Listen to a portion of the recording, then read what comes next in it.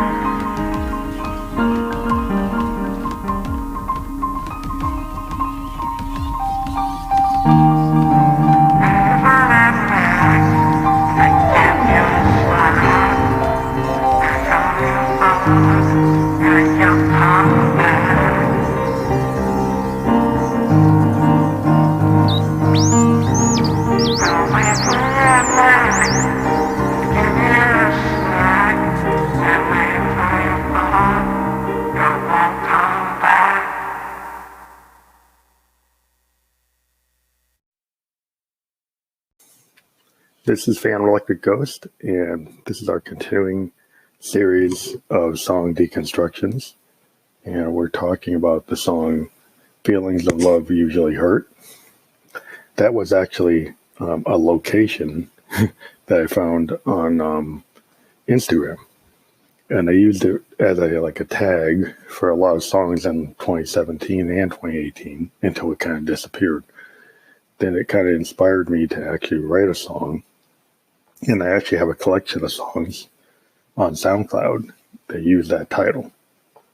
And this song is pretty much, I think anyone who's ever had a relationship go that way, where sometimes if one person feels a little bit more than the other.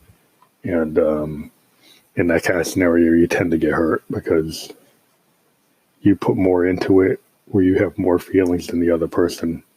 And, sometimes in that kind of situation, you don't fully reveal your feelings because you're scared of getting hurt. So you don't tell people what you really feel until it really gets, too much out of control, and then it kind of blows up. So this song is trying to reveal through my alter ego, Josephine Electric, that kind of feeling. And when you have a romance, it kind of just kind of deconstructs and falls apart. What I use to create it is my hardware workflow. And on deck is a Moog DFAM for the beat. And I have it going through an Arturia 6U, which is a Euro rack system. I have the actual DFAMs being affected by a math module for Make Noise, which is a really awesome utility module for any Euro rack. It's considered like the number one utility module for Euro racks because it can act like an LFO, it can act like an oscillator, it can modify any sound coming off the Euro rack and do some really cool sonic tricks. So I have it affecting the DFAM, and also I have my Mini Brute 2S, which I find is a very awesome instrument. I didn't really understand how Arturia structured their analog synths until I finally got one. And what's really cool about the Arturia compared to other analog synths is that you can mix multiple waveforms coming from an oscillator at the same time, which, I've not seen that on a Moog unless you got like a mini Moog with 3 oscillators. But the Arturia allows you to mix like 5 different waveforms from an oscillator all at once. And that's pretty unique, and it allows you to do some really cool things. And the ADSR envelope has some really cool triggering and looping capabilities that I use to create additional rhythms on top of the DFAM. And so there's a lot of cool sonic stuff going on. And then really low in the mix, I have the Make Noise Morphogene, which is an awesome Eurorack sampler. And I have sampled a Phantom Electric Ghost song, and then I run it in like a mode where I kind of deconstruct it using time shifting and slowing down that sample, and then using some of the controls on the Morphogene allow you to morph the sample and extremely affect it. And so you can slow it down, you can morph it into something a lot different than what it originally was. And I use it to create atmospheric sound painting effects. It's very low in the mix, but it's there because it has its own rhythm, so it's kind of polyrhythmic going against the DFAM, so you don't want it to be too extreme. And then I played over this, once I tracked the DFAM and the Morphogene, I did a piano track. I did some chord arrangements over the rhythm section coming from the DFAM, the Arturia, Mini Brute, and the Morphogene from Make Noise. Then I did a separate vocal track for Josephine over the piano. And then I used the Zoom R24 to initially record it with a dual mic setting on the initial recording. And then I mastered it on the Zoom R24 using the mastering capabilities. And then I remastered it on Landar to, increase the sound so it could be presentable for streaming services. And I found, this is my style of recording where I use a hardware workflow. I use hardware synths like Moog and Roland's and Arturias. And I've been able to really kind of rediscover my equipment all the time, because in the Eurorack mode, you can do so many different things. And I have like a mixer in my Eurorack, which is really cool. It's like from Pittsburgh Modular, they have for Euroracks a 4x2 mixer, which allows you to change the levels of the Eurorack modules that are inside of your Eurorack. And so I can change the levels or adjust the levels of what's going on in the Eurorack before it even hits my Zoom. And before it even hits my Zoom, I have it going into a Roland Performance Mixer, an MX1. And the MX1 is kind of my secret sauce. I use that to do kind of a pre-mix before it hits the Zoom. And then I'm able to do a little trick where I take mono signals from the Eurorack and then convert them to stereo by having an input go into the MX1 on a 1/4 inch from the Arturia 2S. It takes all the Eurorack signals, brings it in. I have, so I use that to bring in the signals. It's coming in on a mono signal, but then I have it go out on the left and right output of the MX1 into channel 1 and channel 2 on the Zoom R24. What this does is it takes mono signals from the microphone, my stereo electronics microphone, that is actually affected by my VTO3, which is a vocal transformer. For many years, I just used the JDXI for my vocal performances, but lately I've been using a VTO3. And I use a studio electronics microphone with a shielding on it, and I have that running directly into the MX1 mixer, and then I have it go out in a stereo signal, which is really cool because if you've ever played with these mics, and the JDXI mic comes out stereo, just because the JDXI, is kind of forward thinking. So when you use the vocoder on it, you get a stereo signal on the mic. But if you use a separate mic, which is a preferred method for cleaner sound, it will come in mono. And then a lot of times people have to go in like FL Studio or Pro Tools and set it to a stereo signal in the DAW. But because I use a hardware workflow, I use this dual mixer setup to achieve the same thing, which I find sometimes has a better level of quality in the signal. I played with FL Studio. I played with Ableton